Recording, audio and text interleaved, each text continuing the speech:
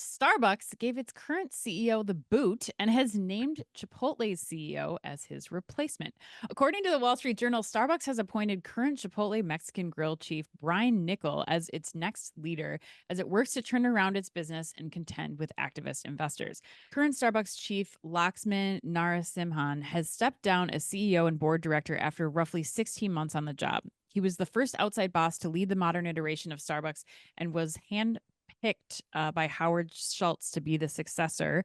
Howard Schultz, obviously the influential entrepreneur who helped build Starbucks into a global coffee powerhouse. At Chipotle, Niccol presided over strong sales and profit as other restaurant chains have struggled to keep customers coming in and will reportedly assume the CEO role at Starbucks on September 9th. Chad, we're going to go to you first. What do you think of this hire? And would you recommend the new Starbucks CEO, Niccol? What would you recommend he focus on first? Yeah, well, so first of all, Brian, a fellow Chicago Booth alum just a couple years before me. So Wow. Obviously we're on the same path. Of No, course. Listen, coming from where they are right now, I mean, I'll get into the hard things around the business model in a second, but the biggest thing right now is his actual first job is around trust, credibility, and clarity. The focus absolutely has to be on restoring investor confidence, and it starts with communication. Starbucks has gotten killed lately in the investor community because they haven't been authentic about recognizing that there are real problems, why those problems exist, and what they're going to do about them. There was too much dodging, and therefore there hasn't been trust within the investor community. So enter Brian, right? He has a track record with aligns with what investor sentiment suggests Starbucks needs to fix at this point. And that's why actually the stock jumped so much upon his announcement, right? Culturally, it's like NFL football teams, right? And coaching changes where you'll go from disciplinarian to players coach, right? And like you go too far in one direction, like you need a clear reputational difference, right? And rumor has it that this guy is a great cultural leader, empowers teams, acts in the best interests of employees, leads by example. Like he's the kind of values-driven leader it seems like Starbucks needs right now, right? And actually like focusing internally on those kind of things and restoring confidence is a big deal. Now, with that said, he does have to really quickly diagnose this new business that he's in terms of what the real issues are with facts and a plan. And so from my point of view, Starbucks has always been about two things, right? Product and the in-store experience, right? And currently they're challenged in those areas. And so namely on the price value for the product, where I contend that they have lost a meaningful customer segment because they've pushed beyond the boundaries of reasonable willingness to pay. So that's one.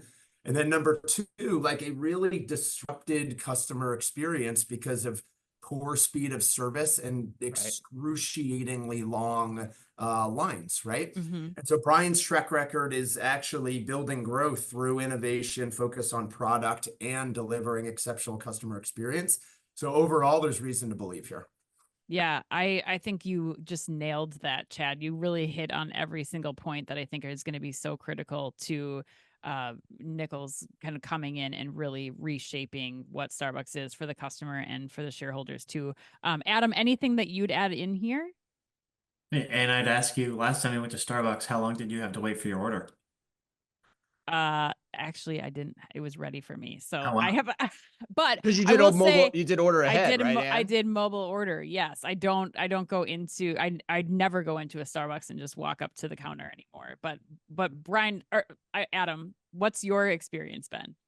I would say that, like you, I have had a positive experience because I trusted the ETA in the app saying that I needed to wait 35 minutes to go my order. Right? That's the thing. You got to put it in quick. You got to put it in early, right, Adam? That's the thing. Yeah. Absolutely. I think this experience, which is underpinned by labor challenges as they try to maintain profitability while growing, it's a significant challenge for him. Having the right labor model in order to fulfill demand, especially in what is such a peak business, is tough. And there's been a lot of employee disengagement. You've seen the pushes toward unionization. I think making sure that he's in stores and building credibility, not only with the investor community, like what Chad has mentioned, but making sure that that store base is engaged and excited and helping deliver on that experience that can then enable growth to return is key for him to get right. Yeah, I agree, Adam. I think, there was a quote in the Wall Street Journal article where he said early in his days at P&G, he said, you can't just market past what the product experience is.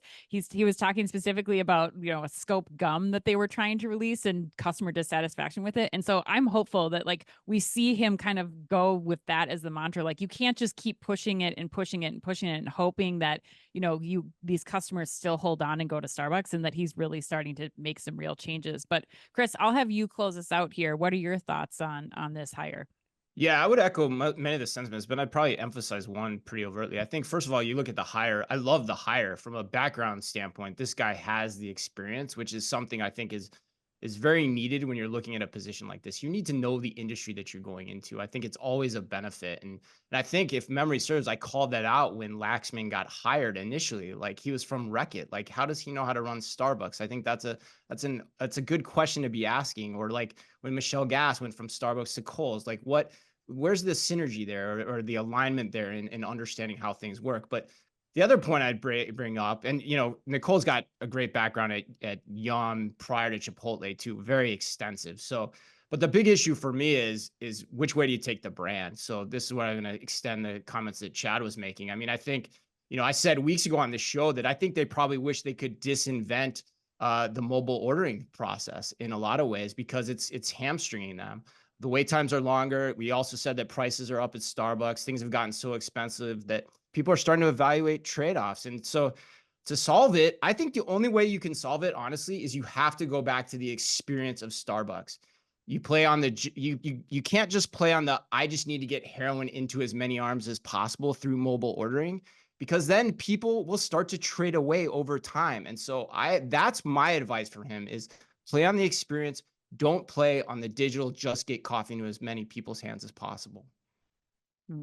Man, I still cannot agree with you on that. Why not? Let's have the discussion. Why not? I think that you still have, I think one of the things I'm excited to see him do is, really operationalize the mobile ordering so that it is better. Like there are so many things that Starbucks could be putting in place to improve how mobile ordering is executed, from automation to just better processes and regulations that we saw him Brian roll out at Chipotle. So I think like that thing needs a total overhaul to like make the coffee ready faster. And I just think with the scale that you have of Starbucks, I just think that it's got to be, even if you are staying in the spaces, it's still going to be about getting coffee when and where people expect it. And I think it's not necessarily about sitting in the Starbucks anymore. I think they become kind of like the McDonald's of the coffee world, and it's more about, you got locations, you got to get speed and accuracy with your orders, and that's what people are looking for, not necessarily using Starbucks as like the place that you meet up with people anymore. Wow. And that's why I think, and then I think long-term your growth prospects get dimmed if you become the McDonald's of coffee.